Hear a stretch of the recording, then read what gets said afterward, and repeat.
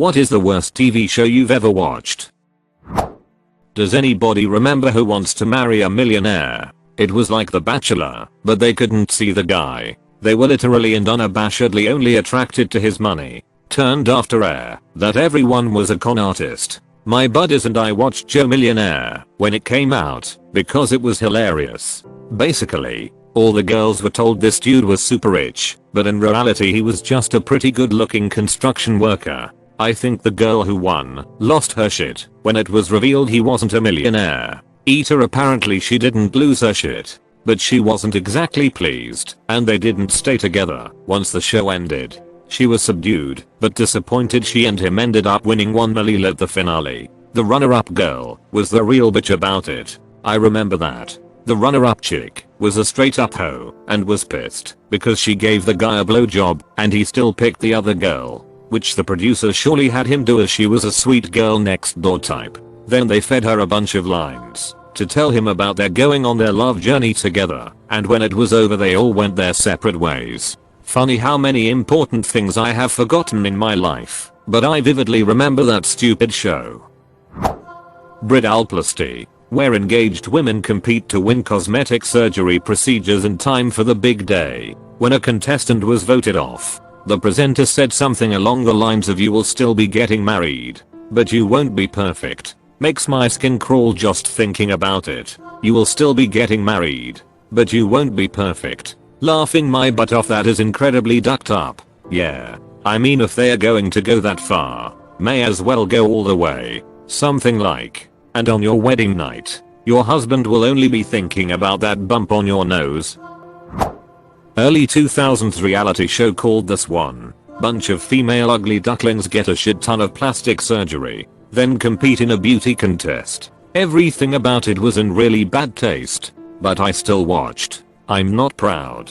I remember this show. They'd fix the teeth, shave down their noses, straighten their chins, give them hair extensions and a ball gown. Gosh, how times have changed. People getting their teeth fixed is something I'm still 100% in support of. It changes people's lives. I was going to say, there was one mom I saw on that show who had lost her front teeth in some accident and had no money to afford new ones. You could tell it devastated her self-esteem. The show obviously gave her some new teeth and a pretty simple makeover, and she came out stunning. She was smiling from ear to ear and just radiated.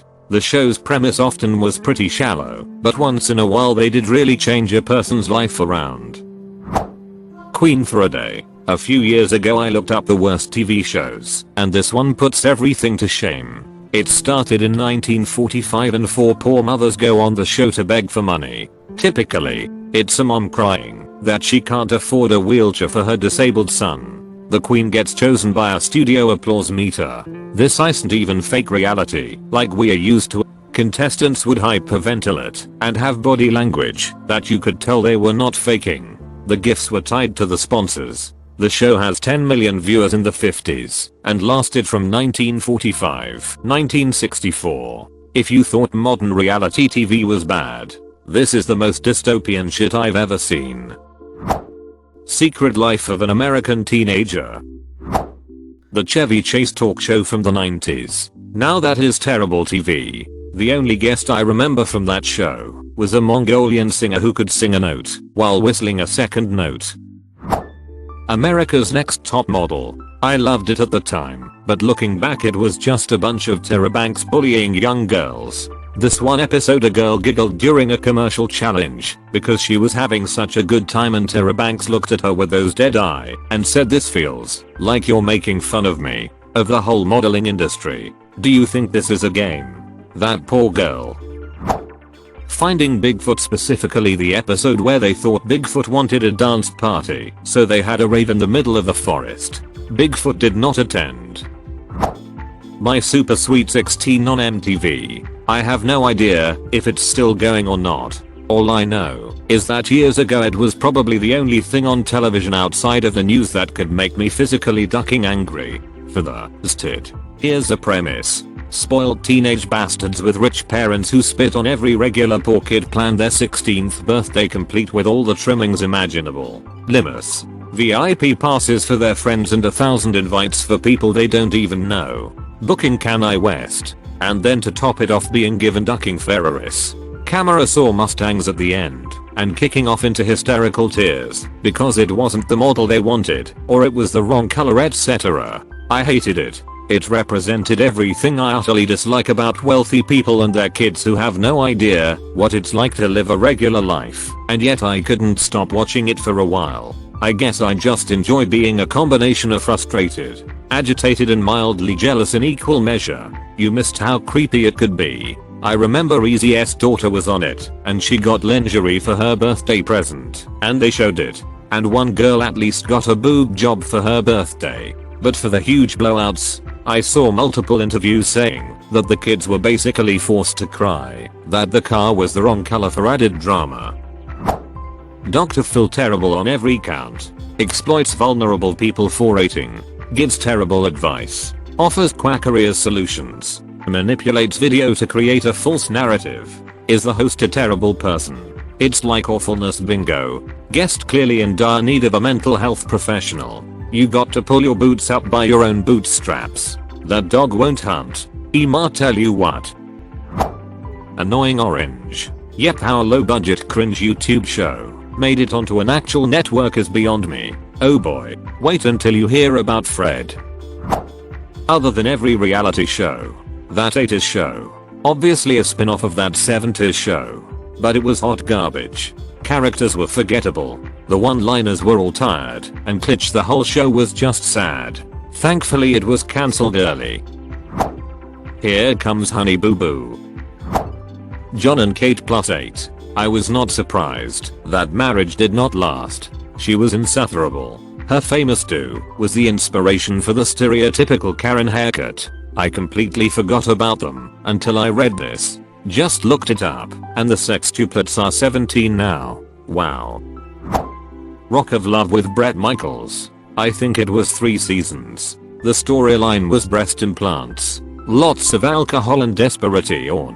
When he was hooked up to a machine to test his hardness as each girl tried to seduce him, I thought it hit a new low, but I still watched. Some of you have not seen Indian soap operas and it really shows. Here's a sample link of their editing. True garbage, but it's almost hilarious. There's one show, I don't know the name. There's a family in a mansion and suddenly an eagle interflew the house. One of the character took her out a crossbow from who knows where, and when he was about to shoot the eagle his mom stops him and says don't shoot. That is one of your siblings. I had to stop watching and rethink my life after that. What? Your siblings never morphed into giant eagles and flew into your parents' mansion, forcing you to pull out your trusty crossbow from where the sun don't shine to shoot it down. Have you ever lived, bro? Rob was Rob Schneider's short-lived sitcom. I don't think it even made it a full season. I'd heard it was bad, so when I saw it on Netflix I decided to try it. Couldn't even finish the first episode. Absolute garbage. Rock of Love. Brett was in a relationship the whole time with his baby mama. What a sham. Life's a Trip with Bristol Palin. Every single Disney tween targeted show for the last 20 years. Exec, how do we make this show funny? Other exec, how about play the laugh track after every single sentence? Exec, brilliance. Disney Channel has never recovered since the Hannah Montana That's So Raven Sweet Life of Zack and Cody generation grew up. They've made some shows since then that aren't bad, but the whole tween sitcom formula that has been copied and pasted into so many different shows has long since run its course. Not to mention that kids just don't watch cable TV anymore. If you look at the Disney Channel right now, it's almost all reruns of old shows. It's actually really sad. It's not just Disney Channel. I teach 5th grade.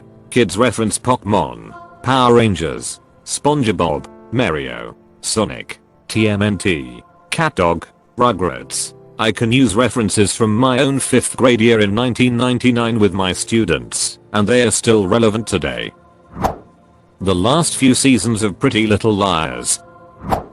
Let's see. I raised 3 kids and anything the Disney Channel put out geared towards teens was terrible. The characters were all the same.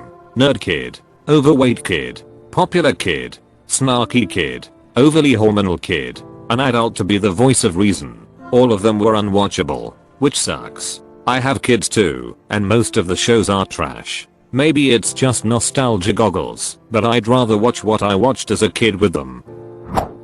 The new Powerpuff Girls is a travesty. Wait, is it out? Out and cancelled. They also made a 4th Powerpuff Girl, in case you were wondering. Edit oh. I thought this was about the animated show. Completely blocked the live action one from my mind.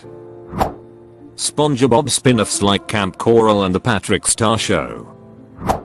Riverdale.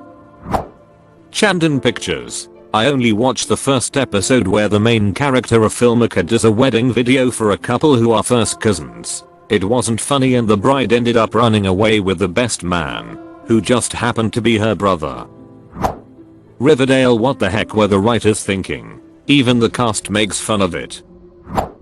The Ben 10 reboot. WTF Cartoon Network. Glee. I love that damn show, but I hate it so goddamn much. There's something about Miriam. It was a bachelor-style dating show where a group of men competed for a chance to get up close time with the aforementioned Miriam. The voiceovers were curiously gender neutral when discussing Miriam, and it was fairly obvious that the something was that Miriam was trans. Hard to figure out which part was the most despicable. The perpetuation of the notion that trans women are actually just trying to trick normal men, or the effort the producers put into making sure the only guy who hadn't figured it out won. Execrable from inception to ending. Edit my case for this being the vote. While the other shows nominated here are indisputably bad, they were mostly accidentally so. I mean, Chevy Chase can be funny and Pat Sajak is personable, but who knew they'd make such bad talk show hosts? You can almost see how these came about, but the bad just happened. There's something about Miriam. It was made this way. Somebody thought it up. Others presumably green-lighted it, and then it got made. Sure, there might have been production hiccups, but the end product was what they actually wanted. The spectacularly poor judgment on display here. I think it's worthy of the crown. Edit 2 for those who doubt. Behold the final reveal link. The producers managed to single out the only guy left who seemed to honestly not know Miriam's secret, as the reaction of the other guys shows. Excruciatingly bad TV. K-Lau. Cop Rock. The Bachelor or Bachelorette. It's so cringe-worthy. The people who go on those shows are so attractive yet so desperate for love and attention, it's a bit ironic. Thinking they need to compete for someone's love, really sad to watch. They're like puppets for producers. I honestly think a vast majority of those people just look at it as a vacation that boosts their Google search rank. I really doubt any of them expect actual romance. White. Black. The show is about a white family and a black family who live together, and when they go out of the house they dress up as the other race. And this won an Emmy for best makeup. Yes, they won an Emmy for blackface. Inhumans. I liked Agents of S.H.I.E.L.D. so when I saw that they were playing the first 2 episodes of Inhumans in cinemas with extra footage, I thought, what could possibly go wrong? The plot made no sense. The acting made Tommy Wiseau look like an Oscar-winning actor, and they awkwardly tried to stuff in random shots that were clearly shot on IMAX with the rest of the footage that was shot on standard cameras. I did not watch the rest of the show afterwards. 13 Reasons Why. Here is your tape bug.